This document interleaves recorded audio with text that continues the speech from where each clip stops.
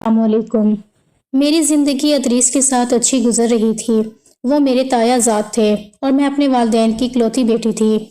ابو اور تایا کی مشترکہ زمین تھی۔ بھائیوں کی آپس میں اتنی محبت تھی کہ انہوں نے کبھی روپے پیسے کا حساب نہیں کیا۔ آمدنی کے بٹوارے پر کبھی جھگڑا نہ ہوا۔ پھر وہ اپنی مشترکہ زمین کو کیسے تقسیم کرنے کا سوچ سکتے تھے۔ بھائیوں کے محبت کے علاوہ یہ زمین ہی تھی جس نے ہمارے خاندان کو مضبوطی سے باندھ رکھا تھا۔ اس بندھن کو زیادہ مضبوط کرنے کی خاطر چچا اور ابو نے میرا رشتہ ادریس سے کر دیا۔ حالانکہ میں ان سے 7 برس عمر میں بڑی تھی، لیکن ہمارے بزرگ کہتے تھے کہ عمروں کا فرق کوئی معنی نہیں رکھتا۔ اصل بات یہ ہے کہ ہم اور ہماری زمین تقسیم نہ ہو۔ میں نازک سی دبلی پتلی لڑکی تھی، گھر کی 4 دیواری میں رہی، زمانے کی ہوا نہ لگی تھی۔ ادریس البتہ خوش خوراک تھا، ورزش اور کبڈی کا شوق تھا، بہت اچھے کھلاڑی تھے اور ان کی صحت بھی قابل رشک تھی۔ قداور تھے، مجھ سے عمر میں بڑے لگتے تھے۔ ہماری جوڑی خوب سج گئی۔ ابو اس سے پیار کرتے تھے، تبھی ادریس مجھ سے بھی پیار کرتے تھے۔ مجھے خوش و خرم رکھتے اور ہفتے میں ایک بار ضرور شہر شاپنگ کرانے اور گھمانے پھرانے لے جاتے تھے۔ ہمارا ایک مکان شہر میں بھی تھا، جب وہاں جانا ہوتا تو وہیں ٹھہرتے۔ قیام تو گاؤں میں موجود آبائی گھر میں تھا، جہاں چاروں طرف کھیت تھے، کھلی فضا تھی، خدمت گار مل جاتے تھے۔ شہری زندگی سے زیادہ دیہات کی زندگی میں عیش و آرام تھا، کیونکہ دولت کی کمی نہ تھی، ہر شے کی سہولت تھی، اور شہر ہمارے گاؤں سے زیادہ دور بھی نہ تھا، صرف 20 کلومیٹر کا فاصلہ تھا۔ گاڑیاں اپنی تھیں، جب چاہتے شہر کا چکر لگا کر گھر واپس آ جاتے۔ ایک دن میرے شوہر کو کیا سوجی کہ مجھے کہا کہ ضروری سامان باندھ لو، 1 ماہ شہر چل کر رہتے ہیں۔ وجہ یہ ہوئی کہ ان دنوں دیہات میں شدید لوڈ شیڈنگ ہو رہی تھی، ہفتہ 1-2 بار کبھی 1 یا 2 گھنٹے کے لیے بجلی آ جاتی تھی۔ گرمیوں کا موسم عروج پر تھا، پنکھے، اے سی، کولر، سبھی ٹھنڈک پہنچانے والی اشیاء بند تھیں۔ ادریس گرمی برداشت نہیں کر پا رہے تھے۔ دن قیامت سا گزرتا، رات بھی جاگتے بیت جاتی تھی، کیونکہ شب بھر گرم ہوا چلتی۔ ہم بیمار پڑ گئے۔ ابو نے بھی مشورہ دیا کہ شہر کے مکان میں کولر، اے سی، UPS سبھی کچھ موجود ہے، 1-2 ماہ گرمیوں کے وہاں گزاراؤ۔ بتاتی چلوں کہ ہمارے علاقوں میں شہر میں لوڈ شیڈنگ ہر 2 گھنٹے کی ہوتی ہے، مگر قریبی دیہات میں کئی روز بجلی بند کر دی جاتی ہے۔ کھاتے پیتے لوگ اس موسم میں شہروں کا رخ کر جاتے ہیں۔ جو زیادہ خوشحال ہو وہ پہاڑی مقامات پر جا کر گرمیاں گزارتے ہیں، کیونکہ ان دنوں بچوں کے اسکولوں اور کالجوں میں بھی 2.5 ماہ کی چھٹیاں ہو جاتی ہیں۔ ہمارا ایک ہی بیٹا تھا جو ان دنوں 3 برس کا تھا۔ گرمیوں کی چھٹیاں ہو چکی تھیں۔ میرا لخت جگر احمد بھی گرمیوں کی شدت سے نڈھال تھا۔ رات بھر چھت پر ہم اسے لے کر ٹہلتے رہتے، جاگتے رہتے، اور رات یوں ہی جاگتی۔ ان حالات میں ہمارا شہر کی طرف کوچ کر جانا ضروری تھا، لہٰذا مختصر سامان اور چند جوڑے کپڑے گاڑی میں رکھ کر ہم لوگ شہر والے مکان میں آ گئے۔ یہاں ہمارا آبائی ملازم رہتا تھا، جو گھر کو روزانہ جھاڑ پونچھ کر صاف ستھرا رکھتا تھا۔ ایک ملازمہ میرے ساتھ آئی تھی، جس کی ذمہ داری گھریلو کام کاج کرنا اور کھانا پکانا تھا۔ بلا شبہ شہر آ کر مجھے اور میرے بیٹے کو بے حد سکون ملا۔ بجلی ضرور جاتی تھی، مگر 1 گھنٹے کے لیے، ہر 1 گھنٹے بعد آ جاتی تھی۔ اس طرح UPS سے گزارا ہو جاتا تھا، AC سے بھی گزارا تھا، پنکھے بھی چل رہے تھے۔ شہر پہلی بار اتنے دنوں کے لیے آئے تو پھر دیہات جانے کو دل ہی نہیں چاہتا تھا۔ ادریس سے کہا، وہاں کیا رکھا ہے، جب یہاں اپنا گھر موجود ہے تو کیوں نہ ہم مستقل ادھر شفٹ ہو جائیں۔ یہاں بچوں کے لیے انگلش میڈیم سکول بھی ہے، جبکہ دیہاتی بچوں کے لیے جو سرکاری سکول ہے وہاں تو سارا وقت استاد غائب رہتے ہیں، پڑھائی برائے نام ہوتی ہے۔ پڑھائی میں ہمارا بچہ دنیا میں بہت پیچھے رہ جائے گا۔ غرض میرے کہنے سے ادریس نے تایا اور ابو سے اجازت لی اور ہم مستقل طور پر شہر میں رہائش پذیر ہو گئے۔ یہاں اور تو سب کچھ ٹھیک تھا، مگر تنہائی محسوس ہوتی تھی۔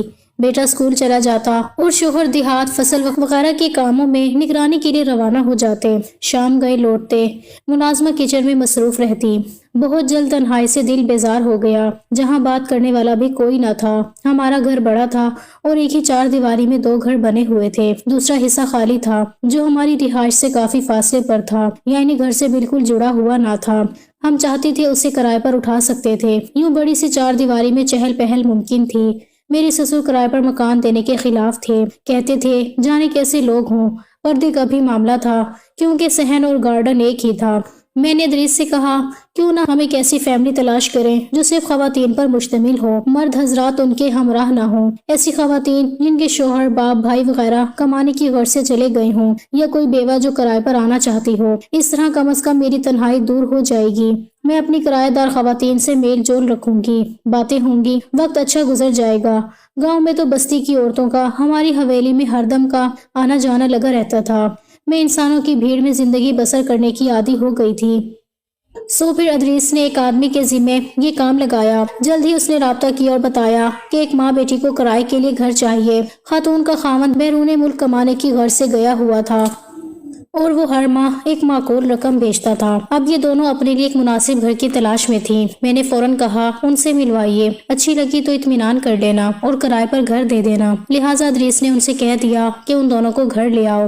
اگلے روز ایک خاتون جن کی عمر 45 کے قریب تھی ہمارے گھر آ گئی، ساتھ بیٹی بھی تھی، عمر 20 برس ہوگی۔ دونوں ہی خوبصورت اور نئے فیشن کی قیمتی لباس میں ملبوس تھیں، بڑے شہر سے آئی لگتی تھیں۔ پہلی نظر میں مجھے یہ دونوں کھٹک گئیں، تاہم آ چکی تھیں تو ان کو بٹھانا پڑا۔ باتیں شروع ہوئیں تو انہوں نے کچھ اپنائیت سے بات کی کہ میرا دل جیت لیا۔ بہت خوش اخلاق، ہنسمکھ اور بات کرنے کا خوب سلیقہ تھا۔ بتایا کہ ملتان میں رہائش ہے اور یہاں کچھ زرعی زمین خرید لی ہے، اسی وجہ سے عرصہ قیام رہے گا۔ کرایہ توقع سے بڑھ کر دے رہی تھی، مرد ساتھ نہ ہونے کی وجہ سے ہمیں ایسے ہی کرایہ داروں کی طلب تھی، لہٰذا گھر ان کو دے دیا اور کرایہ نامہ پر دستخط بھی اسی دن ہو گئے۔ اگلے روز میں نے مکان کی صفائی وغیرہ کروا دی اور یہ ماں بیٹی اپنا مختصر سامان لے کر ہمارے گھر میں شفٹ ہو گئیں۔ مالی طور پر خوشحال تھی، ہم کو کوئی پریشانی نہ تھی۔ ملتان میں رشتے دار تھیں مگر ان سے ملنے جلنے کوئی نہیں آتا تھا۔ روز 1 گھنٹے کے لیے میری ملازمہ جاتی، ان کے گھر کی صفائی وغیرہ کر کے آ جاتی، سودا سلف بھی ہمارے ملازم سے منگوا لیتی۔ خاتون کا نام رضیہ تھا اور بیٹی کا نام رابعہ۔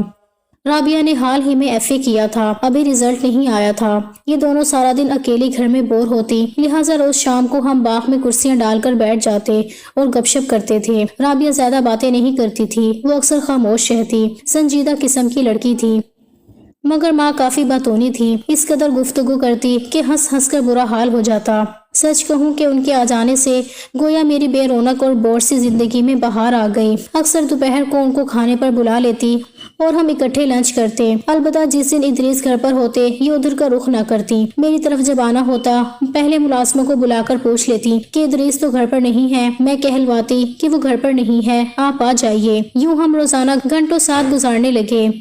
میں اس کی ماں کو آپا کہتی تھی، ان کو بے شمار اچھی ڈشیں بنانی آتی تھیں اور مجھے آئے دن کوئی نہ کوئی نئی ڈش سکھاتی تھیں، خاص طور پر چائنیز اور غیر ملکی کھانے تو کمال کی بناتی تھیں۔ انہوں نے کچھ عرصہ اپنے شوہر کے ہمراہ بیرون ملک قیام کیا تھا اور وہاں کوکنگ کا کورس کیا تھا۔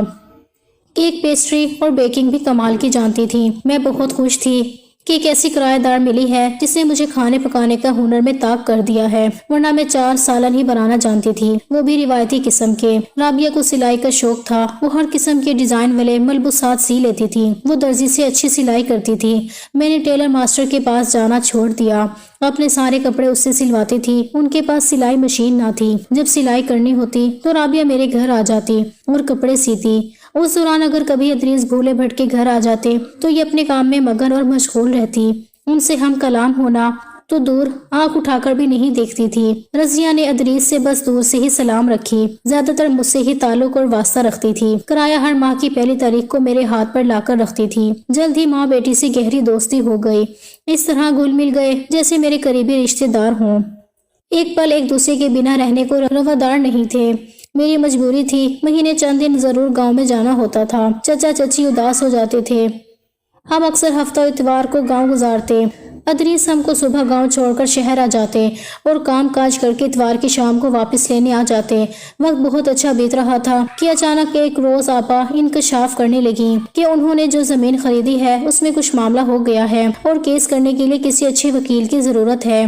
میں نے ادریس کو بتایا، وہ خود بھی BA LLB تھے، اگرچہ باقاعدہ وکالت نہیں کرتے تھے لیکن اکثر کورٹ جا کر وکلا دوستوں میں بیٹھتے تھے۔ آپا کی مدد کی درخواست کی، انہوں نے کہا آپا سے کہو فکر نہ کریں، میرے دوست وکیل ہیں، میں یہ معاملہ حل کروا دوں گا۔ اس معاملے کی وجہ سے آپا ان سے گفتگو کرنے لگی۔ انہی دنوں آپا نے بتایا کہ ان کے شوہر آ رہے ہیں، لہٰذا وہ ملتان جا رہی ہیں۔ زمین کے کاغذات، وکالت نامہ وغیرہ ادریس کے سپرد کر کے وہ بیٹی کے ہمراہ ملتان روانہ ہو گئیں۔ ان کے گھر جانے سے گھر سونا سونا ہو گیا۔ پہلے سے ہی پھر تنہائی کا احساس ستانے لگا۔ اب جی نہیں لگتا تھا۔ میں دن گن رہی تھی کہ کب وہ واپس آئیں۔ انہی دنوں تائی بیمار پڑ گئی اور گاؤں جانا پڑا۔ خدا کی مرضی بیماری نے شدت اختیار کی۔ 1 ماہ تک شہر نہ جا سکی، یہاں تک کہ تائی کا انتقال ہو گیا۔ ان کی وفات کے بعد 40 دن شہر کے مکان میں جانے سے قاصر رہی۔ پھر چچا تایا حکم صادر کیا کہ اب گھر سنبھالنے والا کوئی نہیں، لہٰذا بہو اور پوتا یہی میرے پاس رہیں گے۔ ان کی حکم و دولی کی مجال کس میں تھی؟ نہ چاہ کر ہم کو شہر کی سکونت ترک کر کے دوبارہ دیہات میں رہنا پڑا، لیکن ادریس کا شہر جانا لازم تھا، کبھی کسی معاملے میں اور کبھی کورٹ کچہری کے امور کے سلسلے میں۔ عرصے تک مجھے علم نہ ہوا کہ شہر والے مکان میں کیا حالات ہیں۔ یہاں ملازم ہمیشہ اپنے مالک کے اشارے پر چلتے ہیں۔ انہوں نے بھی نہ بتایا کہ آپا اور رابعہ اب بھی ہمارے گھر میں رہتی ہیں۔ ادریس نے یہی باور کرایا تھا کہ وہ ملتان جا کر دوبارہ نہیں لوٹی اور ہمارے مکان کو چھوڑ گئی ہیں۔ مجھ کو یقین کرنے میں اس میں کوئی ممانعت بھی نہیں تھی۔ یقین کر لیا کیونکہ شک و شبہ کی کوئی گنجائش ہی نہیں تھی۔ 7 ماہ میں ان کے طرز عمل سے ہرگز کبھی کوئی ایسی بات نہ آئی کہ وہ غلط قسم کی ہیں یا ادریس میں دلچسپی رکھتی ہیں۔ وہ تو بس میری ذات تک ہی محدود رہتی تھیں۔ انہی دنوں میرے بیٹے کا نکاح قریبی رشتے دار کی لڑکی سے ہونا قرار پایا۔ تایا نے یہ فیصلہ کیا، ہم لوگوں میں بچوں کے نکاح ادائل عمر میں کر دیے جاتے ہیں، رخصتی بعد میں ہوتی ہے، لیکن نکاح کی تقریب شادی جیسی دھوم دھام سے ہوتی ہے۔ ان دنوں میرا بیٹا صرف 17 برس کا تھا، لڑکی کی عمر 14 برس تھی۔ جب نکاح کی رسم کا اہتمام ہوا، اچانک ہی اس پر انکشاف ہوا۔ سب ششدر رہ گئے کہ ادریس نے دوسری شادی شہر میں کر رکھی ہے۔ انہوں نے اپنے والد سے کہا، جب تک میری دوسری بیوی کو شریک نہیں کریں گے میں شادی میں شریک نہیں ہوں گا۔ تایا ابو کا رد عمل کیا ہوا نہیں معلوم، لیکن پھر انہوں نے اجازت دے دی۔ یوں نکاح کی تقریب میں ادریس اپنی دوسری بیوی اور اپنی ساس کے ہمراہ دیہات والے گھر میں آئے۔ ان کو دیکھ کر میری آنکھیں پھٹی کی پھٹی رہ گئیں۔ وہ نہایت بیش قیمت لباس میں تھیں اور سونے کے زیورات میں لدی بندھی تھیں۔ آتے ہی بڑے غصے سے پلنگ پر بیٹھ گئیں جس پر میں بیٹھی تھی۔ میں ان کو دیکھتے ہی صدمے سے بے ہوش ہو گئی۔ یہ سب کیسے ہوا؟ کب ہوا؟ کیوں کر ہوا؟ ان سوالوں کا جواب مجھے کون دیتا؟ رابعہ جو میری چھوٹی سی بہن بنی ہوئی تھی وہ اب میری سوتن بن چکی تھی، اور رضیہ جس کو میں بڑے پیار سے آپا کہتی تھی اس نے میرے سہاگ کی خوشیوں پر ہاتھ صاف کر دیا تھا۔ ادریس اب تمام تر ان کے ہو گئے تھے۔ ان کے معاملات میں میری ایک نہیں سنتے تھے، زیادہ تر شہر میں رہتے تھے۔ ان عورتوں کو گاڑی لے کر دی ہوئی تھی، نوکر ملازم ان کی خدمت کو موجود تھے، اور رابعہ ان کی جان بن چکی تھی۔ اس کے بغیر ایک پل رہنا بھی دشوار تھا۔ نکاح کی تقریب مکمل ہوتے ہی وہ واپس چلی گئی۔ 3 دن گاؤں والے گھر میں قیام کیا تھا۔ اس دوران ادریس صاحب خاطر تواضع کے لیے پروانہ وار ان کے آگے پیچھے پھرتے رہے۔ مجھ کو دکھ اس بات کا تھا کہ تینوں نے مل کر مجھے دھوکہ دیا، میری آنکھوں میں دھول جھونکا اور ایک لاوارث لڑکی کو میرے مد مقابل لا کر کھڑا کر دیا۔ انہونی ہو چکی تھی، ذات سے وفاق کی امید کم ہوتی ہے۔ 5 انگلیاں گرچہ برابر نہیں تھیں، مگر نو عمر خوبصورت لڑکی کے معاملے میں عموماً مرد خود غرض ہو جاتا ہے جب بیوی عمر میں اس سے زیادہ بڑی ہو اور کم سن و شیزہ اس کو لبھاتی ہے۔ اپنی بدقسمتی سے کچھ عرصے بعد سمجھوتا کر لیا۔ ادریس سے استدعا کی کہ رابعہ کو یہاں لے آئے، کم از کم آپ زیادہ وقت تو اپنے آبائی گھر اور زمینوں کے معاملات کو دے پائیں گے۔ سسر صاحب عمر کے آخری حصے میں تھے، وہ زیادہ محنت کے متحمل نہیں ہو سکتے تھے۔ ابو بھی بیمار رہنے لگے تھے۔ اب سربراہ کے فرائض ادریس نے ہی سر انجام دینے تھے، کیونکہ ان کی غیر موجودگی میں میرا بیٹا بگڑتا جا رہا تھا۔ دوسری بیگم بیمار، ان کی والدہ گاؤں کے مکان میں آ گئے۔ سوتن تو اپنی آنکھوں کے سامنے مجھے برداشت کرنا آسان نہیں تھی، پھر بھی برداشت کر لیا، کیونکہ زمیندار گھرانے کی خاندانی بیویوں کو شروع سے ہی ایسی تربیت دی جاتی ہے کہ کوئی ایسا قدم نہیں اٹھانا جس سے خان شوہر کی وقار کو دھچکا لگے۔ خیر رابعہ کے یہاں آنے پر راز کھلا کہ وہ کس طرح میرے تخت و تاج پر قابض ہوئی تھی۔ میرے گاؤں آ جانے کے بعد ان ماں بیٹی نے ہمارا گھر نہ چھوڑا، چند دن ملتان قیام کر کے واپس لوٹ آئیں۔ اس دوران آپا کے شوہر کا سعودی عربیہ میں گاڑی کے حادثے میں انتقال ہو گیا، تو ادریس نے ان سے ہمدردی کی اور خوب تسلیاں دیں، تب ہی یہ ان کے گلے کا ہار ہو گئیں۔ یوں رابعہ کو سہارا دینے کی فرمائش کر دی، اور خوبصورت کلی تھی، اس نے بھی کچھ ادائیں دکھائیں۔ معاملہ شادی تک پہنچ گیا، اور اس طرح ایک دن رضیہ نے میرے شوہر سے کہا کہ تمہاری غلط روش کی وجہ سے میری بیٹی ماں بننے والی ہے، اب تمہیں اس سے شادی کرنی ہوگی، ورنہ میں پورے گاؤں میں تمہیں بدنام کر دوں گی۔ ادریس کو چھٹی کا دودھ یاد آ گیا۔ یہ ڈھول دور میں ہی سہانے لگتے ہیں، کیونکہ ادریس کا کبھی اس قسم کی عورت سے واسطہ نہیں پڑا تھا، اس لیے وہ سخت پریشان ہو گئے۔ مجبوراً کورٹ میرج کی۔ کچھ عرصہ ان دونوں کو وہاں رکھا، وقتاً فوقتاً جا کر ان سے ملنے لگے۔ وقت گزرنے لگا اور ان کی طرف بیٹی ہوئی جس کا نام علینا رکھا۔ وہ بھی ماں کی طرح خوبصورت تھی، لیکن چلن بھی ماں اور نانی جیسے ہی تھے۔ بہرحال ادریس نے مجھے سختی سے ہدایت کر دی کہ میری بیٹی کی تم نے نگرانی کرنی ہے، ہرگز ان عورتوں پر تکیہ نہ کرنا، بلکہ اس کی پرورش کا ذمہ تمہارا ہے۔ اپنے شوہر کی ہدایت کے مطابق میں اس کی پرورش میں کوئی کوتاہی نہیں چاہتی تھی، اس کو پہننے کی روایت اور طریقوں سے آشنا کرتی اور بلا اجازت کہیں جانے سے روکتی۔ یہ سختی میں اس لیے کرتی تھی کہ ہمارے ہاں لڑکیوں کی پرورش میں سختی سے ہی کام لیا جاتا تھا۔ رابعہ ان سختیوں کو میرا اس کو ٹوکنا اچھا نہیں لگتا تھا۔ وہ شہر جاتی تو زبردستی اس کو ساتھ لے جاتی، میں منع کرتی تو الجھ پڑتی۔ تب میں ادریس سے کہتی کہ میرے بس کی بات نہیں ہے علینا کو سنبھالنا، جبکہ بیٹی ہے آپ کی اور آپ ہی جانے مجھ سے وہ خود خوار کھاتی ہے کہ ایسے ڈھنگ سے پرورش کروں جیسے ہی آپ چاہتے ہیں۔ رفتہ رفتہ رابعہ نے بیٹی کو اپنی طرف کر لیا۔ اب لڑکی مجھ سے دور بھاگنے لگی، اپنی ماں اور نانی کے پاس زیادہ سکون محسوس کرتی، دوڑ دوڑ کر ان کی رہائش گاہ میں چلی جاتی تھی۔ علینا کو روکنا میرے بس کی بات نہ رہی۔ اب وہ 14 سال کی تھی، اس کے لچھن بالکل اپنی ماں اور نانی پر گئے تھے۔ میں اسے خاندانی اتوار کے سانچے میں نہ ڈھال سکی۔ 8ویں میں پڑھتی تھی، آئے دن سکول سے دیر سے آتی، ڈرائیور کو واپس بھیج دیتی اور کہتی کہ میری دوست اپنے ڈرائیور کے ساتھ مجھے ڈراپ کر دے گی، مجھے اس کے گھر جا کر پرچے کی تیاری کرنی ہے۔ ادریس کو علم ہوا، بیٹی کو روکا تو ان دونوں ماں بیٹیوں نے اپنی بیٹی پر پابندی لگانے کو منع کیا۔ سہیلیوں سے ملنے میں کوئی حرج نہیں۔ ادریس نے 8ویں کے بعد سکول جانا بند کرایا۔ انہوں نے شور اٹھا دیا، کم از کم میٹرک تو کرنے دو۔ ادھر لڑکی ہیلے بہانے سے باز نہ آتی تھی، کبھی سہیلی کا بہانہ، کبھی میلاد کا، کبھی سالگرہ کا کہہ کر شہر سے آنے میں دیر کر دیتی تھی۔ وہی ہوا جس کا ڈر تھا۔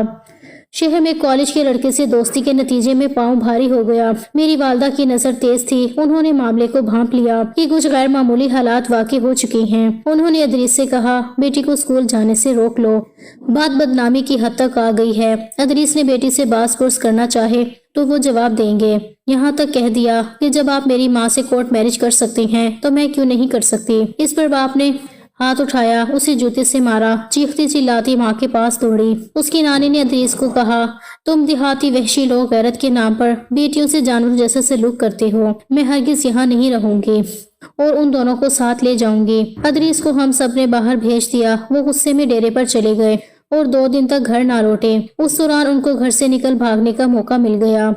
سیف کی چابیاں کسی طرح میرے کمرے سے لے اڑیں اور رات کو موقع پا کر گھر سے غائب ہو گئیں اور شہر لے جا کر علینا کو ڈاکٹر سے دکھایا۔ لیڈی ڈاکٹر نے کہا کہ اب اس کا کوئی فائدہ نہیں، بہت وقت گزر چکا ہے۔ تب ادریس کو راز میں شامل کرنا پڑا۔ یہ دیہاتی نمبردار عزت کی خاطر مر بٹنے والے، ان کے تو چھکے چھوٹ گئے، سب پریشان ہو گئے۔ ادریس نے ملتان جانے سے پہلے مجھ سے کہا علینا کو لینے جا رہا ہوں، یہاں لا کر زہر دے دوں گا، بدنامی کا داغ لگنے سے پہلے دفن کر دوں گا۔ ان کا ارادہ جان کر میں دہل گئی، رات کی نیند ہوا ہو گئی۔ ان کے جاتے ہی فون کیا اور سارا معاملہ بتا دیا کہ تم دونوں غائب ہو جاؤ ورنہ ادریس علینا کی جان لے لیں گے۔ فون سنتے ہی یہ تینوں غائب ہو گئیں۔ ادریس نے کافی تلاش کیا اور ناکام گھر لوٹ آئے، لیکن نڈھال تھے، دل پر عزت و ناموس کے خاک ہونے کا صدمہ تھا۔ ہفتہ بھر راتوں کو ٹہل ٹہل کر ہلکان ہو گئے۔